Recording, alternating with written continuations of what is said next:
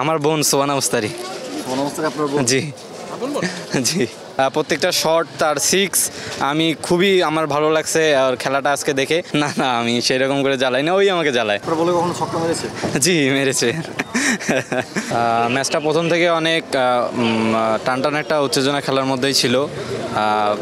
ম্যাচের মধ্যে অনেক মিস ক্যাচ হয়েছে, ফার্স্ট থেকেই 6-7টা ক্যাচ মিস হয়েছে।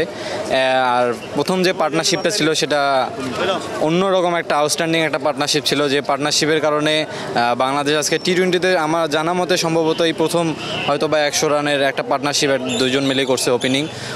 শুরুটা অনেক ভালোভাবে করলো, শেষটা মাঝখানে কিছু ভুলভ্রান্তির কারণে শেষটা আর বাংলাদেশ নিজের মতো করে করতে পারেনি। এইটা একটা আক্ষেপ। এই যে একটা কথা আছে যে মেয়েদের খেলায় উত্তেজনা নাই বা কিছু নাই, আজকের খেলাটা কেমন? না আজকের খেলা ওরা যখন মাঠে খেলছিল মনে হচ্ছিল না যে মানে এটা মেয়েদের খেলা হচ্ছে বা এরকম করে আলাদা করে কোনো ডিফাইন করার মতো কিছু নাই, জাস্ট খেলাই হচ্ছিল। আজকের ম্যাচে কিন্তু আপনারা দেখবেন যে কয়েকটা কিন্তু ছয়ও হয়েছে।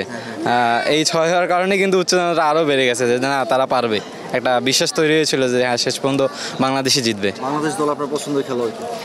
আমার বোন সোহানা মুস্তারি। সোহানা মুস্তারি আপনার বোন? জি জি।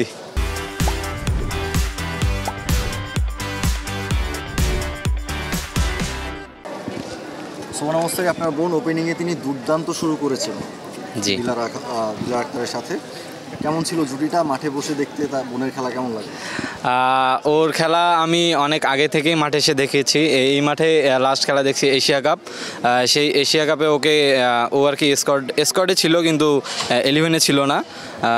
একবার খেলছিল, সেই খেলাতে বেশি রান করতে পারেনি, 2-3 রান করে আউট হয়ে গিয়েছিল। সেই খেলাটার বেসিস করে যদি আমি এই খেলাটা করি, এই খেলাতে আমি অনেক অনেক বেশি এনজয় করছি। তার প্রত্যেকটা শট তার সিক্স আমি খুবই আমার ভালো লাগছে আর খেলাটা আজকে দেখে। কিন্তু লাস্ট একটা আক্ষেপ থেকেই যায়, সেটা হচ্ছে আমার ইচ্ছা ছিল যে আমি স্টেডিয়ামে বসে ওর 50টা নিজের চোখে দেখব। এটা আর কি দেখতে পারিনি, এই জন্যে আর কি আমার একটু। ভাই বোনের মধ্যে তো অনেক মজার মুহূর্ত থাকে। জি। আপনার বোনের সাথে আপনার একটা মজার মুহূর্ত কথা শুনতে চাই। মজার মুহূর্ত বলতে আমরা রংপুর গেলে আমরা রাতে ঘুরে বেড়াই আর কি। রাতের 11টা-12টা পর্যন্ত আমরা বাইকে আড্ডা দিয়ে খাওয়া দাওয়া করি। এটাই আমাদের আর কি খুনসুটি আর কি, এটাই চলে আমাদের রংপুরে গিয়ে। তো ছোটোবেলা সবসময় দেখা যায় বড় বন্ধুর খুব জ্বালায়, আপনি কি জ্বালান না? না না আমি সেরকম করে জ্বালাই না, ওই আমাকে জ্বালায়। তাই? আচ্ছা, বাংলাদেশ টিমে যখন উনি প্রথমবার আসলেন, জি, আসলে আপনাদের ফ্যামিলিতে কেমন কথাবার্তা হচ্ছিল বা ইমোশনটা কেমন ছিল? ও যখন প্রথম বাংলাদেশ টিমে আসে ও কিন্তু একদম ছোট একটা সর্বকনিষ্ঠ প্লেয়ার ছিল। এতে আমরা আমাদের ফ্যামিলি সবাই অনেক খুশি ছিলাম যে এত কম বয়সী।